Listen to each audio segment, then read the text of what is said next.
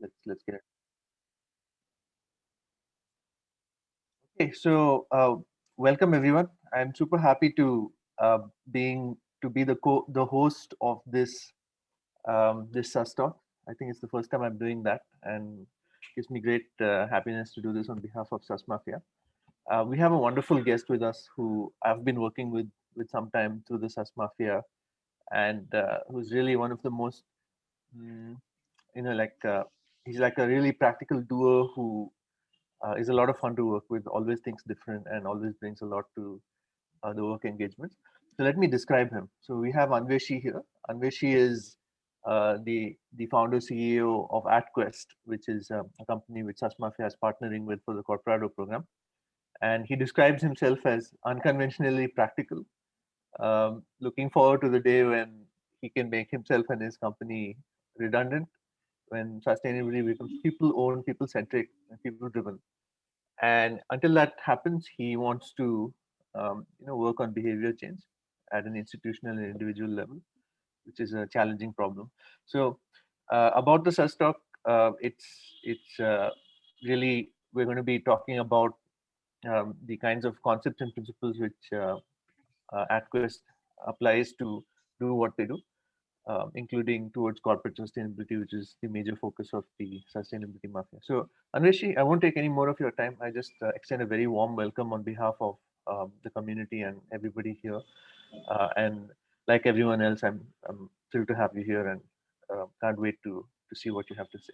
So, over to you. Super. Thanks, Hari. Thanks for the introduction. And thanks for the Sus Mafia folks to keep organizing the Sus Talks, which definitely are very enriching. And everyone else who's on the call, thanks for taking time off on your Saturday. So I'm hoping it's going to be a fruitful 60 minutes of our time on a Saturday morning. So yeah, I'll get into this straight away. A couple of aspects before I get started. I just want to make sure that I'll tell you where I come from to start with. So I've got about a couple of decades of experience in the corporate industry, technology implementations, consulting, smart cities consulting to be as the latest work profile that I carried before I started at Quest. I quit my job. I spent a good 1 year doing some research, talking to people, secondary, primary, all kind of research conversations. Thereafter, I think about 14 months back is when we said, okay, we're ready to get going in the shape and form that we are today. I think that's the first step we took in that direction somewhere April last year, through the lockdown pretty much. And yeah, so that's where I think I'd start off. And then while I've seen folks who've joined on the call, I'm just hoping and believing that all of us have this keen interest in sustainability, and that's why we're here. And while that is the case, at least personally, I feel, and so it could possibly be a fairly general feeling with a lot of folks out there. When I started on the whole journey of sustainability in my personal sphere, and also in terms of what we're doing with AtQuest, I kind of was a little taken aback by the complexity that surrounds that term sustainability. Not just sustainability, in fact, climate change as well. The two terms, when I kind of heard them the very first time, I would say, consciously heard them the first time, I think I wasn't very sure what this entails. And I'll be honest, even today, I think I am kind of opening up new layers pretty much every other day. So the abstractness of that particular term, sustainability or climate change, climate action for that matter, complexity, the ambiguity possibly that surrounds it, the mystery, if I could call it so, and more importantly, the vivid viewpoints that come when you talk sustainability. It's so much of a layered thing that it's definitely not so easy to comprehend it on first go. And I'm sure it's going to be a journey of sorts in that very sense. So with that context is what I want you to kind of walk into this conversation for the next few minutes, and that will help kind of appreciate what I'm going to talk through. So yeah, I'm going to get started. One second. Yeah. All right. So that's how I would put our own selves at Quest as an entity.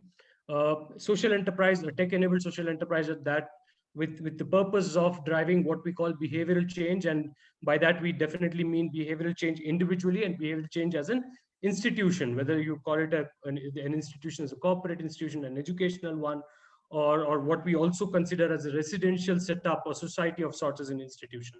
So those kind of aspects as well, individual and institutional behavioral change. Future-proofing enterprise growth stories, balancing that triple bottom line approach, profit, people, and planet that we talk of.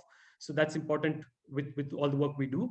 And further on, I think tomorrow's informed change makers, which of course happen to be the school kids or the Gen Z category that we would want to call them as. So those are the folks who definitely are going to take the planet ahead from where we leave it.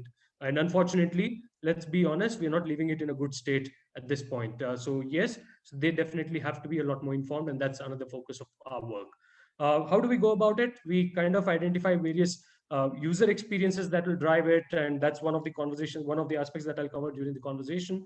We use a lot of tech as an enabler to do what we do. So technology is a definite key component of what we do, and we've got very uniquely developed methodologies to approach this. So these three components kind of come together in a very complementing manner to build out what we call as our value proposition. Uh, so that's the context of AtQuest and what it is all about. But I'll get into the details of what AtQuest is all about in further detail in a few minutes. As I go to the next slide, uh, I want you to kind of appreciate the fact that we definitely are more of a what I would call a horizontal sustainability services company. What I mean by that is we definitely are not going to claim to be the experts on the verticals of sustainability, in which case I'm talking of things like waste management, things like water management, things like greens and forestry and stuff like that. So that's not the primary expertise we come with. What we come with is the fact that we cover the breadth, while definitely there are huge number of experts out there who are very proficient at the vertical, the depth part of it on each of these topics. So we cover the breadth. And while we do that, we definitely have an eye on various segments of urban India. Just we put them down here. Corporates definitely is one. We've got schools that we talk of, and then we talk of residential societies. I briefly did mention that. Urban citizens, and that by which I mean individuals who are staying in a city. That's the intent there. Sustainability experts, and these are the folks whom would have referred to as the partners in our journey and the experts in the verticals that I was mentioning a while back. So these are very key. And since we're talking on the SUS Mafia platform, the Mafia source is the closest parallel you could draw to what we call the sustainability experts. And so those are the broad segments we focus on. And while doing that, of course, these guys will receive and see a sense of value in engaging with us. But more importantly, we do not stop there, but we look at these engagements to drive what we call benefits for the larger for the lesser privileged segments, let's call them so, on of the society, the communities, the government schools, of course our planet, the fact that all of it has got to come together for us to kind of have a future, a longer future livable planet, let's say. That's the idea. And of course the fact that we use a lot of tech enables us to feed that tech into what we call research and policy making exercises, whether it is public policy making exercises or even institutional policy making exercises, both of them put together. But at the end of the day, we intend to kind of drive that with whatever work we do with the segments that we have shown here on the top. So that's the context. Now, like I said, I'll definitely focus a lot more on what we do. But before we get there, I'm going to just take a step back and get into what I'm referring here as the system of systems view. The fact is, like I said earlier in the conversation, climate action, climate change, sustainability, quite complex, quite layered, number of players, a lot of interactions, a lot of intersections, so to say. And how do you kind of bring it all together? And that's what we were attempting to do when we sat down. And what we came up with is kind of an ecosystem in which AtQuest operates. And I'm going to paint this picture one click at a time. So just bear with me. So we are starting with what you see at the bottom as a residential society, and the common the people, common people stay there. So the adults, so the kids who stay there, plus the fact that society by itself has some sort of an association that manages it. And that's the starting point. I'm going to click further. The association possibly could organize workshops, and I'm in this context, since we're talking of what we do as AtQuest, we are definitely referring to workshops of the nature of say, gardening and solar energy and stuff like that, which are relevant from a sustainability perspective. So those kind of workshops are organized by the RWS. They also plan and execute community projects within their own community, which is what I mean, in which in the community projects there's a good scope for adults or kids to volunteer if they wanted to. Of course, not every association does that, but that's one of those things that we want to kind of also drive towards. How do we kind of engage the folks in those kind of experiences which are very much accessible within the community? They could participate and learn in these workshops as well. So that's the idea of this small piece that we've just seen. Now take it a step further. We're talking of the kid, the student, of course, studying at a certain school, and that school by itself educating the kid about sustainability and climate change. And in that very process of educating the student, they could definitely look at avenues to involve parents or guardians in the student's learning journey. What that will make happen is conversations at home between parents and kids, which is the most essential part of achieving scale, let me say so, in that sense. So that is one thing we want to drive towards, where we're educating the kids, the schools educating the kids. How do they kind of involve the other stakeholders, in this case the parents, also in the equation? And thereafter the school by itself, within their own vicinity, within their own campuses, could execute green projects. And I'll give you more sense of that when we get into the further details. But green projects again here could mean the fact that they are going they're trying to address the waste in their campus. They're trying to go grow greens in their campus. They're trying to have rainwater harvesting setups in their campus, things of that nature. And who does that? A certain sustainability expert would come into picture, and that's the person who's going to implement those kind of projects. Taking it one step further, we talking of the fact that, of course, the private schools got teachers. Teachers stay in these residential societies. Of course, I mean, at the end of the day, we're talking of the fact that individuals stay at homes, and homes are part of a community or a society in that sense. Uh, take this another step further. Adults in the society typically would be employed with a corporate. They are employed with, or possibly if they're not employed with a corporate, so to say, they definitely are buying products or taking services from a certain corporate. I mean, whether you go out to a supermarket and buy stuff or whichever way you do, you still are making purchases that are tying back to what the corporate is serving you. And that's the point that we're driving here. Looking at it from a corporate perspective, they engage and they employ a lot of folks. In this case, I've taken a small subset. I'm talking of roles that are far more familiar or relevant in the context of what we do. CSR heads, HR heads, CSO, which is the Chief Sustainability Officer, or the BR, which is the Business Responsibility Department or unit head. So CSO or the BR heads, HR head, and CSR heads, we see them to be key constituents of how we look at the corporate entity. And so why do we say that? The CSO or the BR head, what is his stake in this whole conversation?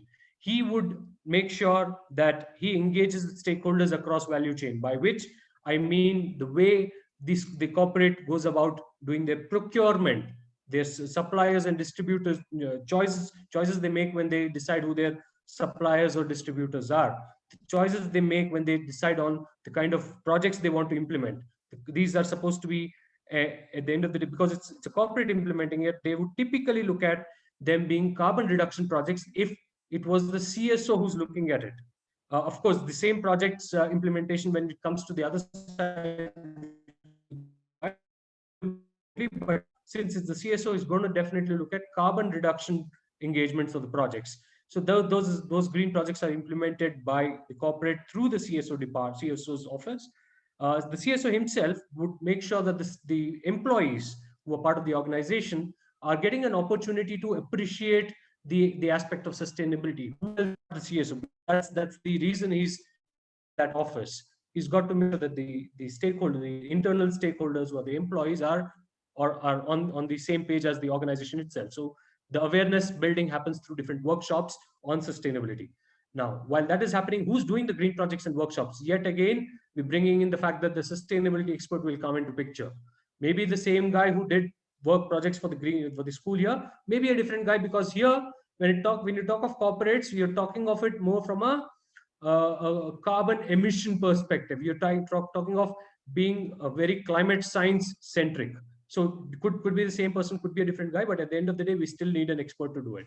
And then the employees, like I was mentioning a while back, the CSO would help drive behavioral change.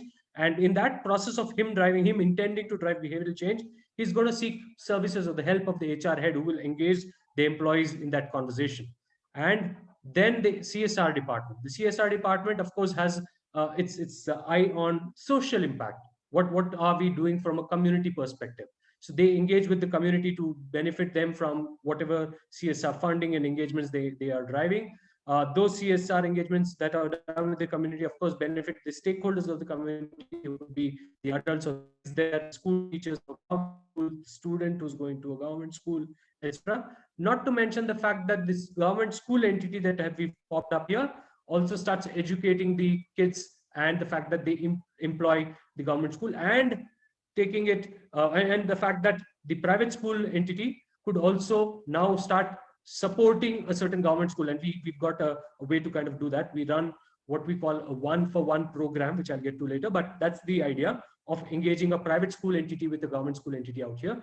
And the collaboration is what will take shape here. Thereafter, you would also see that the employees are able to volunteer for these community projects that are happening with the community, or for that matter, participate in workshops, participate in so-called green projects. All of it is possible, and that provides a new avenue to kind of engage your employees in a different manner. It is happening quite honestly, but it's very sporadic. What we're trying to do with this approach that I'm trying to mention is make it a lot more organized, a lot more in sync with the needs out there.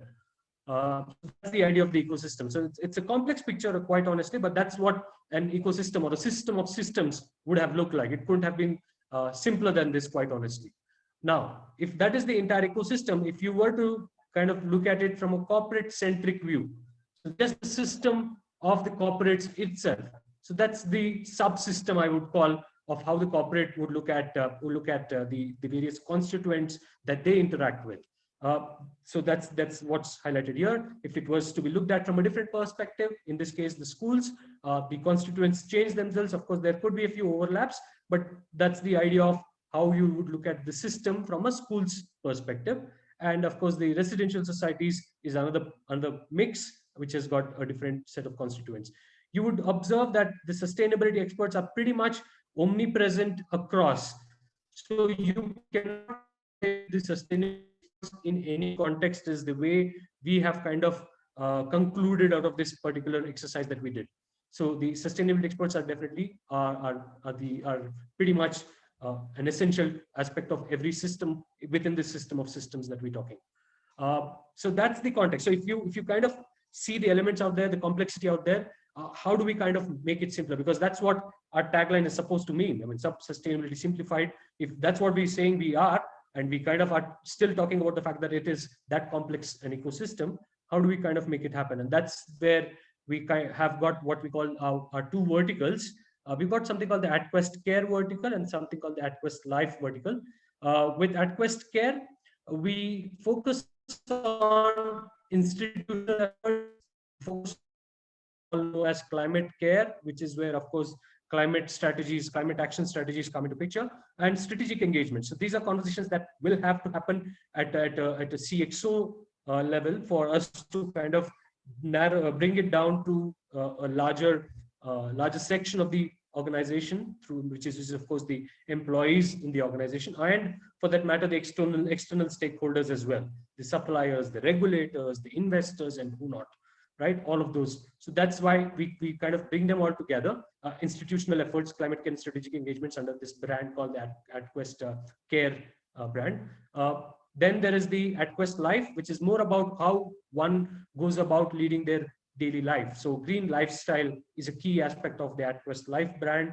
We're looking at individual efforts, you, me, and everyone that around us. How do we kind of make a transition towards a green lifestyle? And then, of course, the community efforts, which is where you're scaling your own work that you're doing as an individual self into an engagement with folks around you, with like-minded folks, with folks who are possibly not like-minded yet, but you're trying to influence them into transitioning as well. While I say we operate in two verticals, I'm very honest, the line between these two can easily be blurred because they are not so isolated. So we are realizing that the green lifestyle aspects is crucial when we talk of institutional effort.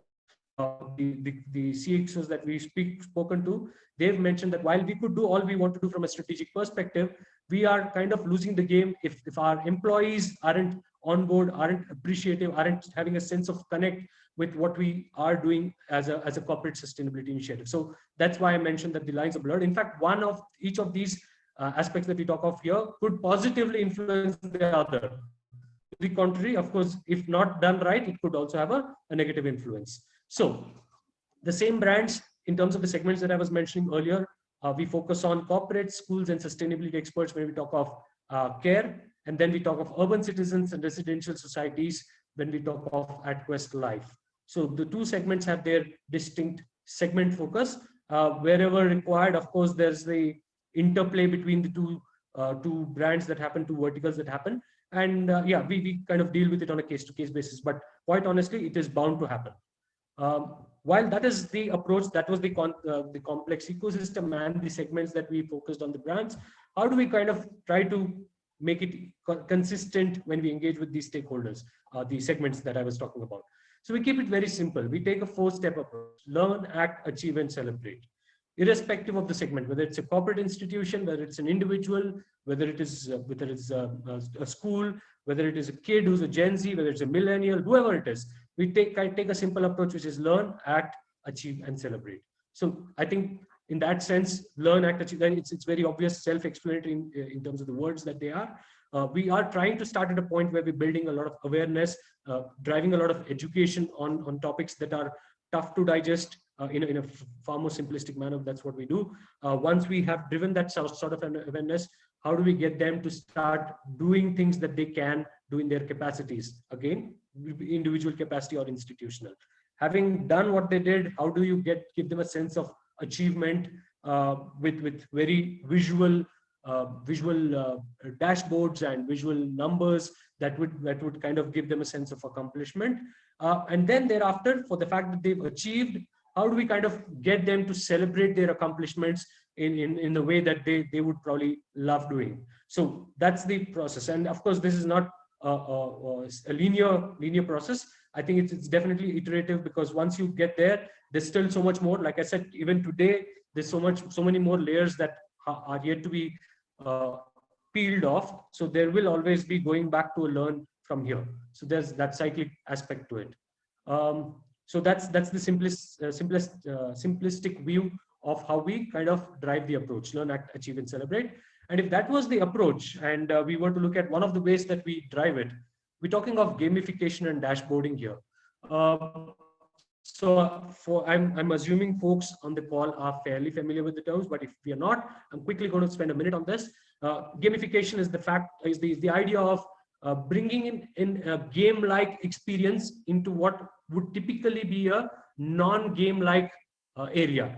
So sustainability would typically not be a game-like area, but if you could make it far more appealing by bringing in game-like experience, by that I mean, how do you kind of give them accomplishment when they've done something good? How do you kind of tell them how they stand against their peers?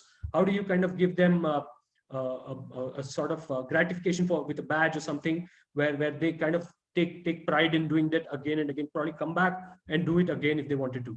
How do you give them a sort of different levels and jumping levels and kind of progressing in that journey experience? That's what gamification is about.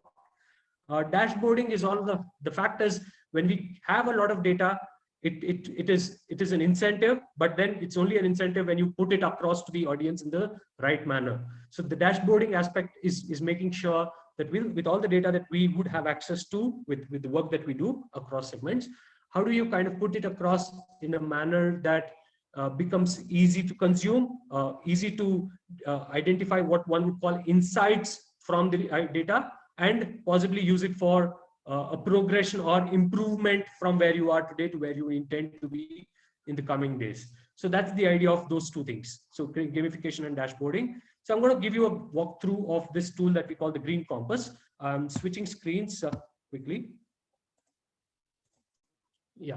So this is the screen of the green compass. I've logged in. So you could, by the way, if anyone wants to log in, all they have to do is go there, live.atquest.in, and you could create your own account. Just an email ID is all it asks for, nothing more, and you're ready to get going. So I'll just show you what the experience is all about. The green compass. Before I get to show you the experience, I'll just show you, since we just passed by the dashboarding topic, I'll kind of spend a little time on the dashboarding aspect. So you notice that we're talking of an individual out here, an individual who's using the green compass. This is all about individuals' behavioral change, and in the context of which we're saying the individual definitely have a lot to do at his own at his own home, so his or her own home. And so in that context, what is it that this person can do, and how do you make sure that you're not missing out aspects? And that's where we bring in a 360-degree view of that particular action. And these dashboards are coming out of a certain task you would have done, and I'll get to the task in a while. But just spend a little time on the fact that there are points that you would notice on these different pies of the chart, and each of those points are mapping to what you notice as different labels here: green warriors, nature lovers, waste managers, renewables rock stars, and all of these eight. They are essentially a reflection of various aspects of sustainability. Anveshi, Green warriors, of course, is Anveshi, sorry to interrupt. Just a time check. We have about 15 minutes, just so that you know. Okay. yeah, Yeah. yeah. Okay. I'll get Thanks. there. Yeah. Please go on. Yeah. Thank you. So yeah, these are the 8 tribes in terms of making sure that you cover 360-degree view of sustainability for the individual, and you would see the progress as you start taking up a few actions that you complete, and thereafter you also start seeing what we call the global impact of your tiny little actions, if I could call them so. The fact is, every little action counts, and that's what we're trying to present here. Sustainability goals, SDGs, definitely something that most of us on the call, all of us, I hope, are familiar with. With each of those goals, how are we making sure that we are seeing a reflection of our actions on these goals? And that's the percentage progress you see here. So at this point, I've progressed 35% with whatever I've ticked off on my list, and I've contributed 35% in my own capacity towards climate action as a SDG goal. So that's the point that we're driving here. Now, what makes this all happen? I'm going to go to a new action, start a new action. I'm going to say, I want to look at what actions I can do at home, what actions I can probably do in the nature lovers tribe, possibly one more. I'll pick renewables rock stars just for the sake of it. I've got a bunch of actions, if you notice. I exercise in a natural environment. I use natural ventilation. I stay in a house built with eco-friendly materials, etc., etc. And there are a bunch of those actions even further down. So with each of those actions, you get a sense of what is it that you could do in your own capacity. And if those were the actions, I grow flowering plants to attract bees and butterflies. Let me say I do that, and that's what I intend to claim as something that I do. And so I'm going to go here, mark as complete. The moment I mark as complete, I get to see the fact that I've achieved it, of course, but more importantly, I get to see the contribution I've done to on 2 different pies of that green compass dashboard you saw, nature lovers. And while the action was tied to nature lovers, I have also contributed to what I would say a local champion tribe.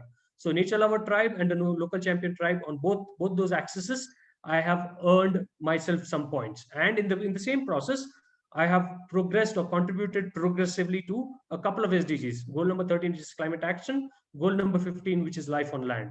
So that's the other aspect that I gathered from here. More importantly, I have also earned myself, currently with this one action that I just did, I've earned myself a level up, which means to say I've unlocked the next level. Earlier, I had the community home level opened up for nature lovers. I did not have the community level. I have now unlocked it. And now I could go about accessing that. And if you wanted to publish your achievement on social media, we could always do that on your behalf. But if you want to leave it there where it is, you could always click on go to green compass, and this whole dashboard will repaint itself. So I've now progressed on nature lovers from a 71 that it was earlier to a 76. And in that very process, also contributed further on to the SDGs. Right? So that's the idea of this dashboard. And what it will also do is give you a timeline view of your work or your achievements, your tasks that you're completing, and you could go on as further down as you want to in terms of how much more historical aspects of your journey do you want to track. These are your actions that we're talking about. We have a way to look at badges specifically. There's badges that you keep earning as you progress. And so I earned a badge on 11th of June. So that's what I see. Before that, it was 1st of May. So I keep, when I keep progressing, there are different badges that I keep earning, and those badges also start making their presence felt. I have a small recommendation engine that I could also use if I wanted to. This one is going to look at the fact that you've done a different set of actions till this point, and based on where you are, based on how far you've progressed, based on what's ahead of you, it will propose that these are the next 4 best actions for you to start looking at. You may not agree, and you may leave them as they are, and you can still do it by yourself. But if you want a sort of a guide to help you there, there's some intelligence built in to give you recommendations. So that's the long story short of this green compass. It's definitely something that helps you with simpler actions to see how you are progressing on your sustainability journey and impacting in a larger scale. You get to see your timeline in terms of your journey thus far. You also kind of see you earn badges, you earn you got your own level ups that you have. You can compare yourself with different folks. We also announce every month the top 10% performers of the month. So there's also that sense of leaderboard that it comes with. That was the green compass that we talked of. So that's with that green compass, what we intend to also do is drive that same experience at scale with different constituents.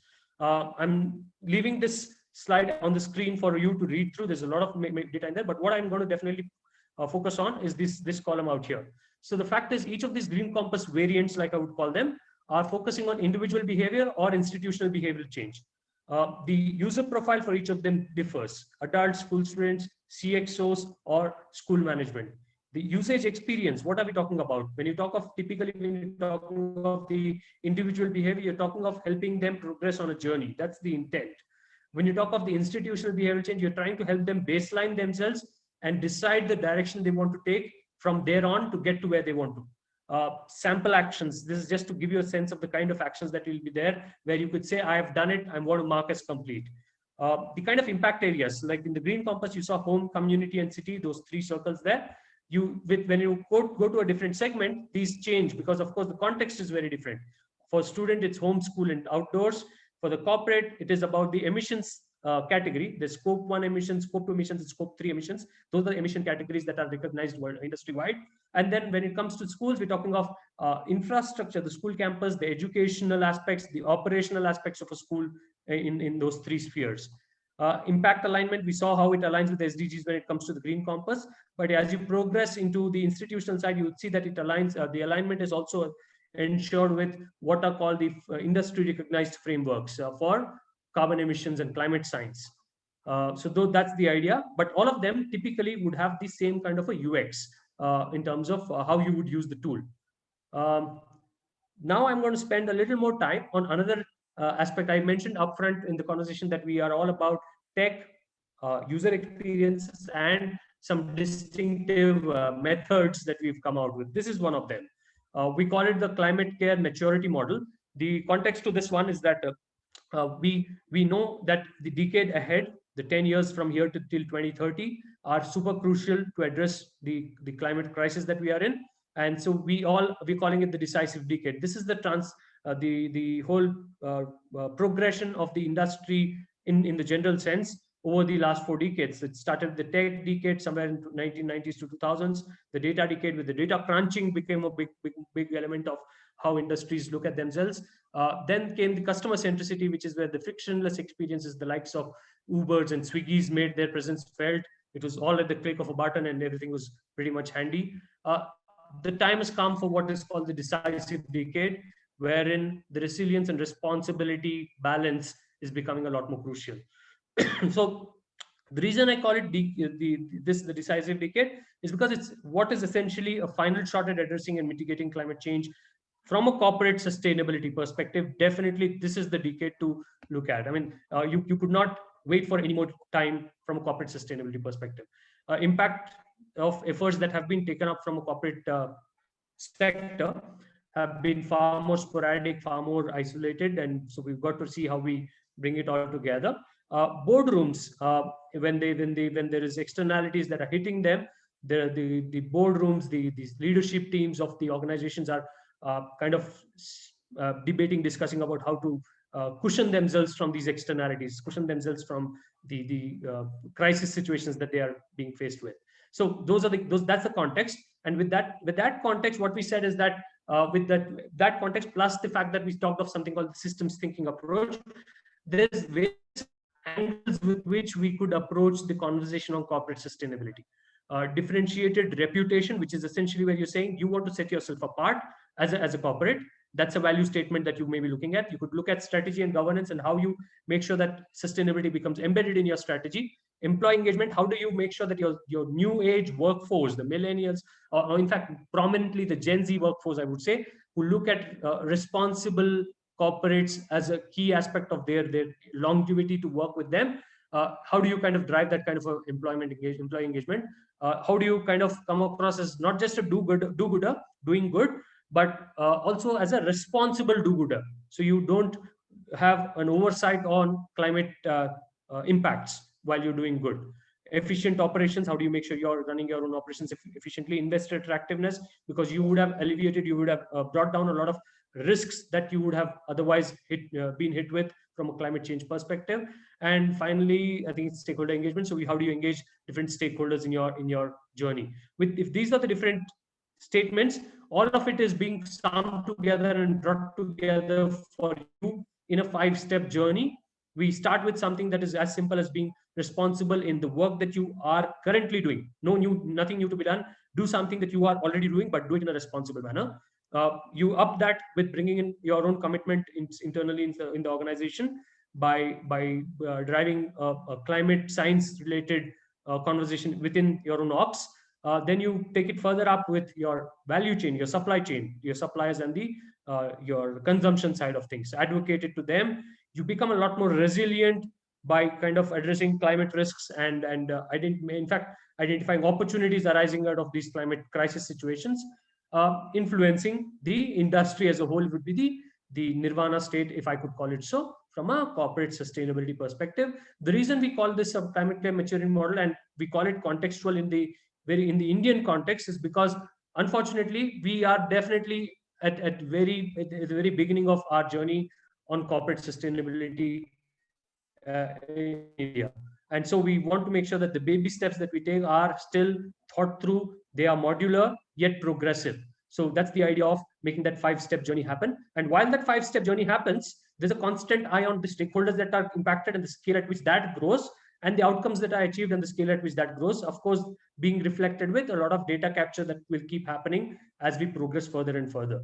Quite a lot of detail underpins all of this, which I think if somebody's interested, more than happy to discuss in a lot of detail. This is the highest overview that I could possibly give of this climate care maturity model. While that is the climate care maturity model, we talked of the green compass. I did mention the fact that with every segment, we take a very simple learn, act, achieve, celebrate approach. That's the learn, act, achieve, celebrate approach from a corporate perspective. So we do all of these things from a corporate perspective when it comes to learn. How do you up the awareness through workshops? How do you involve in problem-solving programs, the likes of the Cooperado program that we're doing with Mafia, very enriching 4 quarters, 4 pertinent themes. How do you kind of walk out of each quarter with a plan of action that you could take further into the next phase of ACT? Then there's the risks and opportunities assessment, which will give you which will open up your eyes. Of course, then comes the ACT part of it, which is where the CCAMM, climate care maturity model, plays a big role. Achieve is again something you could help your employees do through what we call the Green Compass Plus, which is the Green Compass tool, but custom built for the corporate, for your employees of the corporate. The corporate Green Compass is the variant which we will also use to see how institutional behavior change happens. And of course, the celebrations through the various certifications, the sustainability leaderboard, and all of it. So we use a lot of tech solutions in that whole conversation. And that tech solution stack in totality is called the AQ Climate Stack. We call it the Climate Stack at our end, and of which 3 of the tools are what we are using here. We use them here. There are other ones that we use for the other segments, but these are the 3 that we use from the stack in this conversation. In a nutshell,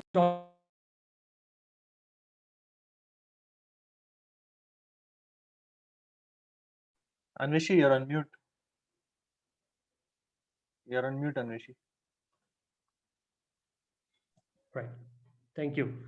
So I jumped onto the screen, and I think that's when the mute happened. But so in a nutshell, what I'm referring to is that we are talking of consulting as one of our core pieces, education, awareness building, and education as another. Implementation, to make sure that what we talk of as a plan is implemented and the results are clearly documented and seen without any ambiguity. And of course, the technology that drives it all. So that's the package that is we're talking of in totality. Digital solutions come into picture with that, user experiences come into picture, synergies across urban segments. So even if we are talking of engaging with one segment, we are constantly keeping an eye on the fact that there could be an impact on with the fact that there's an interconnectedness with other segments. Expert ecosystem that we could bank on, and finally the impact reports that are literally true by their very nature. No greenwashing of sorts at all. So that's the idea of what this is all about. I think that will sum it all in terms of what we do from a corporate side. The other segments, we've not gone into that, but if again somebody else is interested, more than happy to discuss them in a separate call maybe. All right, Hari, Anveshi. I think. Yeah, that was. Yeah, go on, Ganesh, please. Hari, I was just about to say to stop the recording after this, just for the Q&A. You want to stop the recording for the Q&A? Okay. Yeah. Some people would not be wanted to be identified during the discussion phase.